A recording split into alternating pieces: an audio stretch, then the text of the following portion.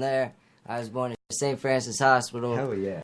My dad had a house out in Spring Bay. I lived in when I was young, but my grandma's house would be where I was first born and where I grew up a lot, and that is the corner of California and Nebraska Street, East Bluff. Hell yeah.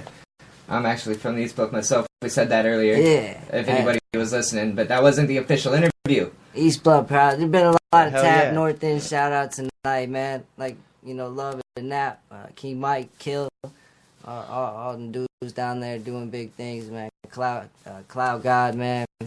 They got a lot of tracks, a lot of clout, man. Goonies, another good group that are down there, man. I ain't heard much from them recently. Goonies, you ever heard of Goonies? Who? Goonies. Like the movie? Yeah, it's like the movie, but they're a group. The group Loonies? The Goonies. Yeah. All right, yeah. No, not Loonies, Goonies. At times, Oh, Goonies. Yeah. Goonies. I think it's Loonies. I'm like, oh yeah. Yeah. When I get really fun, No, I never heard of them. That's what Yeah. I've heard of the movie and shit, but like, They did pretty. I had some good stuff. I haven't Yeah. heard much from them recently, but yeah.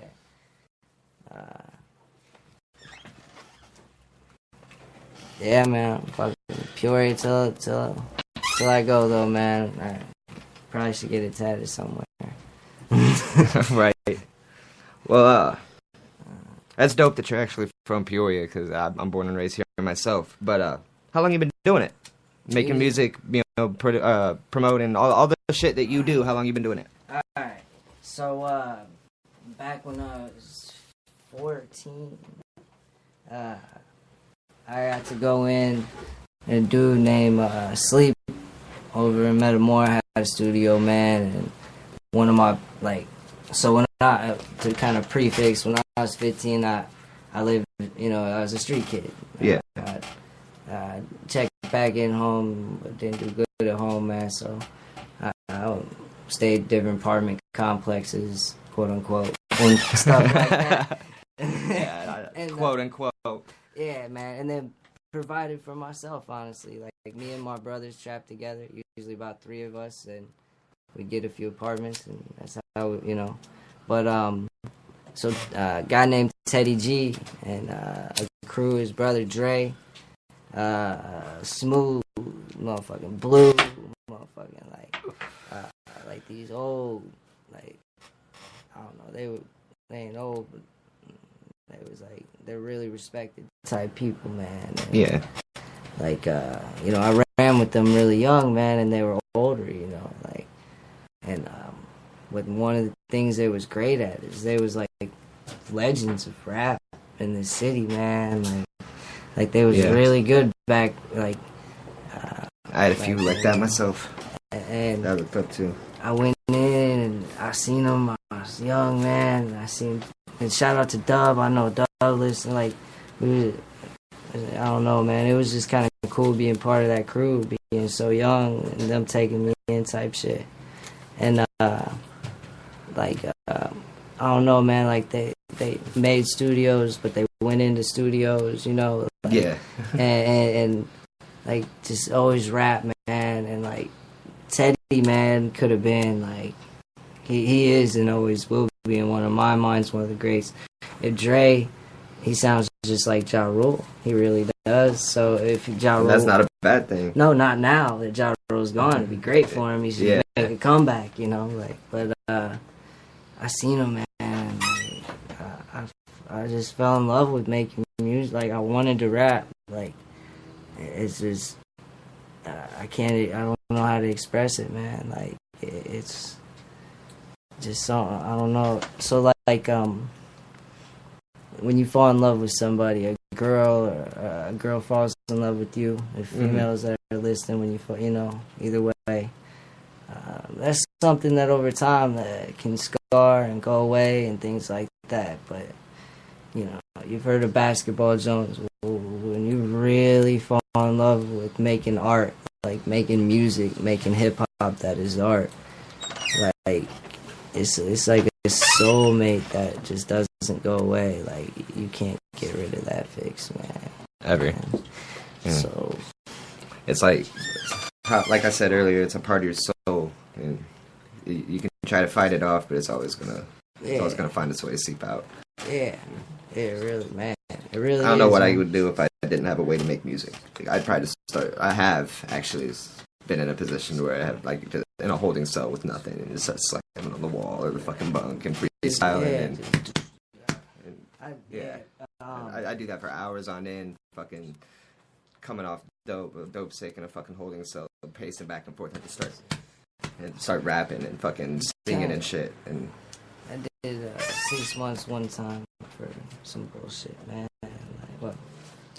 It's not bullshit. I threw a Molotov cocktail in a meth lab, just because I didn't want a meth lab around me.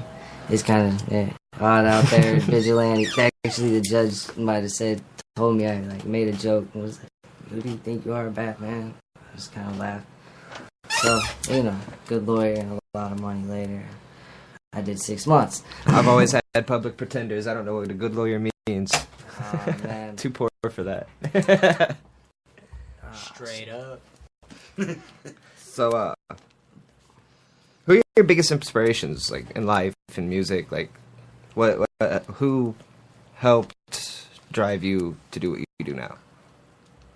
Alright, so the part of me that will never bottom out, that I'll never give, comes from my mother and my grandma, man. Like, Hell yeah. my mom, like,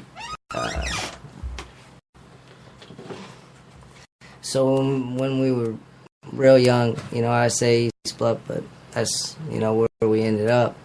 But a lot of times we lived in, like, women's strength shelters and shit. And, yeah, man. I don't know, man. I've seen what nothing is, man. Like, so women's strength, for those you don't know, is like a homeless shelter for women and their kids. And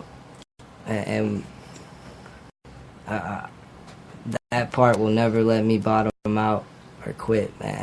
Like, the God, weird enough, like, it is huge to me. Like, it's a huge inspiration, the things that he's about, man. Like,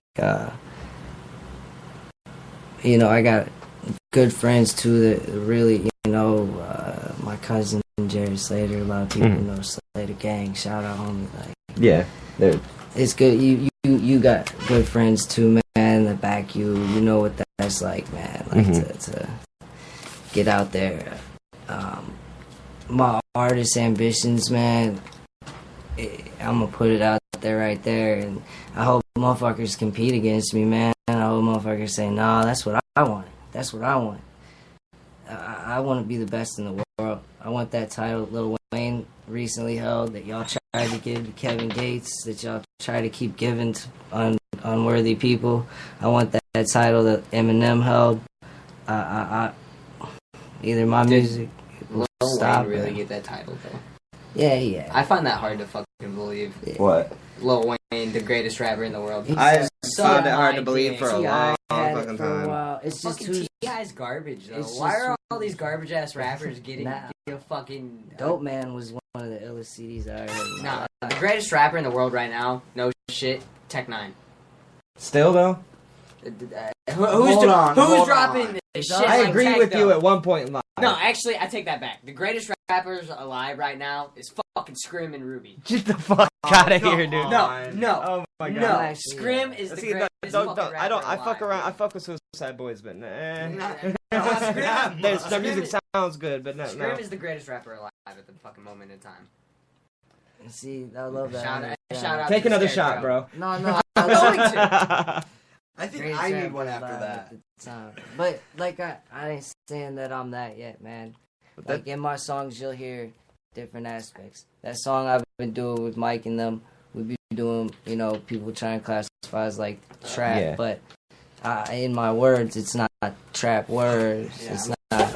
You know what I mean? Like we're trying to do a revolution there, in music, where it's that trap dope sound on that trap. You know what I mean? But This is perfect. Like, this segued perfectly into the next question. words that actually matter. You know what I mean? Because of your drunk interjection and what you're talking about. My next I question mean, no was... disrespect. by You that, asked three by the things. way. Let me. No. There's no. Yeah, none taken. No, the next question is going to be, how do you feel about the direction hip-hop is moving today? All right, let me finish because there was more parts to that question. Oh, Second okay. one, as an engineer, man, I'm actually a really good engineer, man. I think I learned from a really great engineer, man. I said man a lot. See, you say motherfucker, I say man. Yeah. Motherfucking man. And then in terms of promotion, you know, being around these other great artists, Right. it was like, let me be honest, man. It's like, why aren't they on shows? You know what I mean? Why aren't they getting gigs, right? And I hit them up over a period of time, like, hey, man, you guys are great. You got to get on it.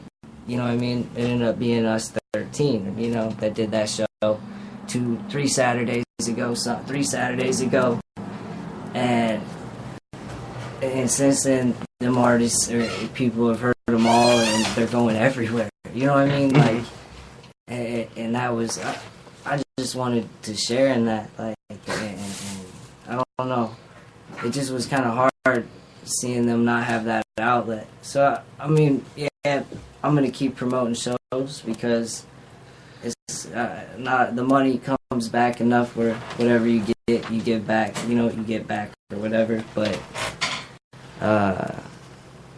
I threw a dope show, man, and I think I can keep doing it, bro. Yeah, but what I've seen, every event you've had so far has been successful. So Yeah, you definitely got a knack for it. yeah, like music, I feel,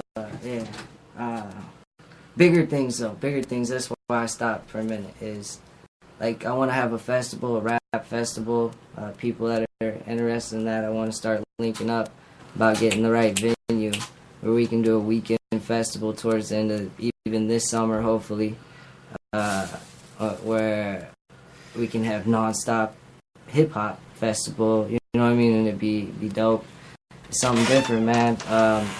But I'd also like to do some bigger venues, some giant venues and shit. That's just a personal goal of mine, man.